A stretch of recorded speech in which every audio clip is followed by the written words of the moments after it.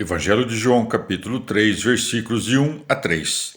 Havia um homem da seita dos fariseus chamado Nicodemos, um dos principais entre os judeus. Este foi ter com Jesus de noite e disse-lhe: Mestre, sabemos que foste enviado por Deus como mestre, porque ninguém pode fazer estes milagres que tu fazes, se Deus não estiver com ele. Jesus respondeu-lhe: em verdade te digo que não pode ver o reino de Deus senão aquele que nascer de novo. Palavra da salvação. Comentário João 3, de 1 a 3. São João Crisóstomo. Com efeito, hesitante à conta da típica fraqueza dos judeus, foi ter com Jesus ao abrigo da noite, temendo fazê-lo durante o dia. Por isso diz o evangelista noutra parte que muitos dos principais creram no Salvador, sem, contudo, dizê-lo abertamente, temerosos que estavam de serem arrancados à sinagoga. Apesar dos milagres que operava, não tinha Nicodemos ao Salvador em grande conta, senão que, cuidando ser um simples homem, dizia dele como de um profeta, enviado a cumprir certa missão e que dependia da ajuda externa para cumpri-la. Todavia, verdade é que seu pai, ao engendrá-lo, havia lhe comunicado toda a perfeição, e bastava a si mesmo, isento que era de toda imperfeição. E como nosso Senhor, durante certo espaço de tempo, calculadamente ocultava a própria divindade, tensionando antes manifestar que nada obrava ao revés da vontade do Pai. A linguagem que empregava caracterizava-se sobremaneira pela humildade, pondo nas suas ações, aí sim, todo o seu poder soberano. Eis a razão por que a Nicodemos não lhe revela nada de sublime a respeito de si mesmo. Nosso Senhor, porém, emenda-lhe a opinião parva que tinha de si, dando-lhe a conhecer que não necessitava de socorro externo para operar aqueles milagres. Jesus respondeu-lhe: em verdade te digo que não pode ver o reino de Deus senão aquele que nascer de novo.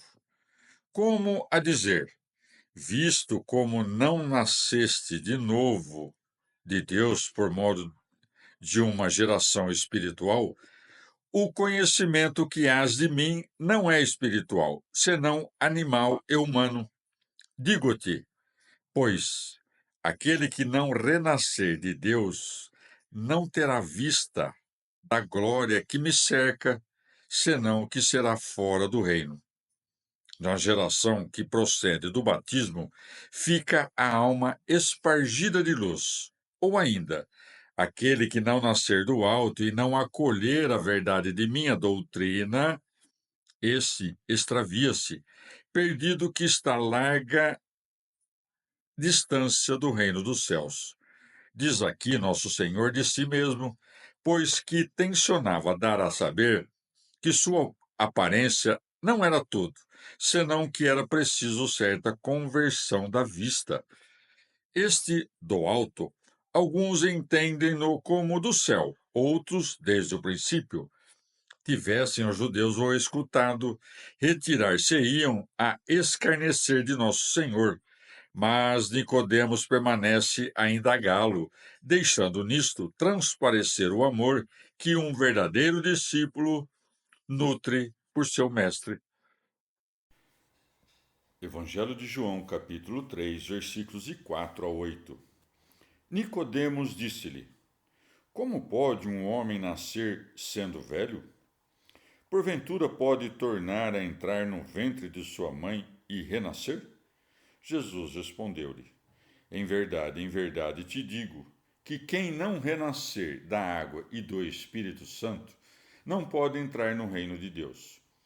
O que nasceu da carne é carne, o que nasceu do Espírito é Espírito. Não te maravilhes de eu te dizer: é preciso que vós nasçais de novo.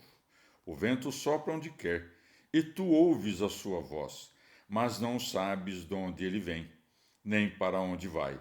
Assim é todo aquele que nasceu do Espírito. Palavra da salvação. Comentário João 3, de 4 a 8, São João Crisóstomo.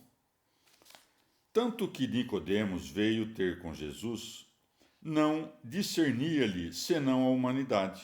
Logo, porém, que entrou a ouvir de Nosso Senhor aquelas verdades que se sobrelevam à inteligência humana, esforçava-se para subir à altura daqueles alteados ensinamentos, ainda embora apartado da fé, por onde propõe-lhe aquela objeção, a ver se Jesus explicava-se mais claramente.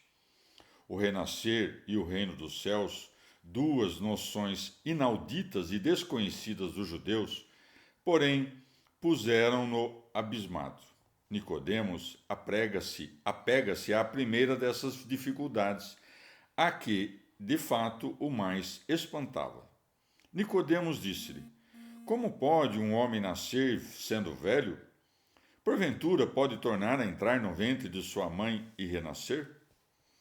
Chamas-lhe mestre e reconheces que vem de Deus. O que ele te ensina, porém, recusas-te a acolher e te pões a perguntar, causando confusão.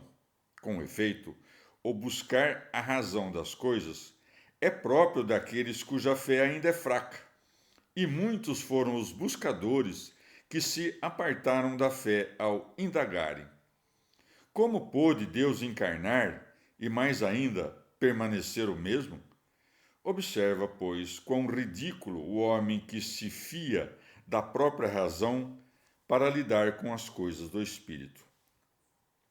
Percebendo que Nicodemos não haveria de elevar o entendimento para além da noção de geração carnal, explica-lhe Nosso Senhor o modo de nascimento espiritual. Em verdade te digo, quem não renascer da água e do Espírito Santo não pode entrar no reino de Deus. Se, porém, alguém perguntar como há de o homem nascer da água, replico: como nasceu Adão da terra? No princípio, o elemento terra foi tomado como substância do homem, que foi plasmado pela virtude do Criador. Do mesmo modo, aqui, a substância é a água, mas o novo nascimento é obra do Espírito da graça. Então, Deus entregou ao homem o paraíso terrestre, para que ali vivesse. A nós agora abre-nos o céu. Mas por que a água se faz necessária para que se receba o Espírito Santo? É que a água simboliza as operações divinas, a saber, o sepultamento, a mortificação, a ressurreição e a vida. Com efeito, quando submergirmos a cabeça na água, como em sepulcro, o homem velho é sepultado, e, submerso, oculta-se. Logo dali emerge o homem novo. Que isto sirva para te ensinar que o poder do Pai, do Filho e do Espírito Santo preenche todas as coisas e que Jesus Cristo esperou 3 dias para ressuscitar.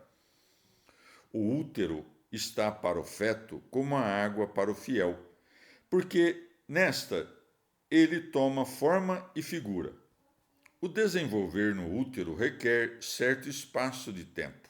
Na água, porém, tudo sucede de um só golpe. Com efeito, os corpos de seu natural alcança a perfeição própria progressivamente. Não assim, porém, as naturezas espirituais, perfeitas desde o nascimento.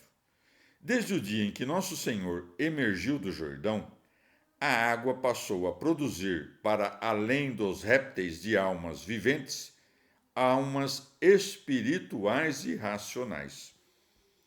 Não busques, portanto, o que é dos sentidos, nem cuide que o espírito possa gerar a carne.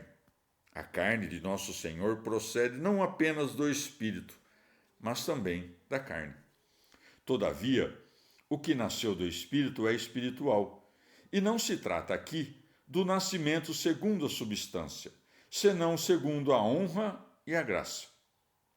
Se tal foi o nascimento do Filho de Deus, em que haverá de se avantajar sobre os demais que nasceram do mesmo tipo de nascimento, talvez fosse inferior ao Espírito que o gerou. No que diferem essas ideias das doutrinas dos judeus? É de notar a dignidade do mesmo Espírito Santo, que parece cumprir as obras de Deus.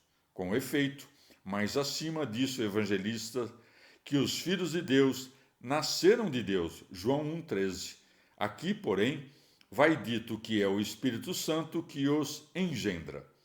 Nosso Senhor percebe que essas palavras, o que nasceu do Espírito é Espírito, conturba novamente a alma de Nicodemos. E tensionando se fazer entender, toma novo exemplo às coisas sensíveis. Não te maravilhes de eu te dizer, é preciso que vós nasçais de novo. Nisto fica manifesta a perturbação que ia no espírito de Nicodemos. O objeto da comparação não pertence precisamente ao grosseiro dos corpos. Também não foi tomado à natureza incorpórea. O termo de comparação é o vento. O vento sopra onde quer, e tu ouves a sua voz, mas não sabes de onde ele vem, nem para onde vai. Assim é todo aquele que nasceu do Espírito. Eis a explicação dessas palavras. Nada pode deter o vento. Ele se move para onde quer. Com mais força ainda, a ação do Espírito não pode ser entravada nem pelas leis da natureza, nem pelos limites impostos ao nascimento da carne, nem por obstáculos semelhantes. Que se trata do vento, fica claro pelas palavras que se seguem. E tu ouves a sua voz, ou seja, o seu ruído. Com efeito, nosso Salvador não falaria nesses termos a um infiel, que desconhece a ação do Espírito Santo. E o diz, isto é, que o vento sopra onde quer, não porque o vento possa se autodeterminar, mas porque segue o impulso que recebeu da natureza, e porque sua força não é entravada por nenhum obstáculo. Mas não sabes de onde ele vem, nem para onde vai. Isto é, se tu não logras sequer conhecer o caminho do vento, mesmo tendo-lhe ouvido o ruído e sentindo-lhe o toque, como haverias de penetrar nas operações do Espírito de Deus? Acresce nosso Senhor. Assim é todo aquele que nasceu do Espírito.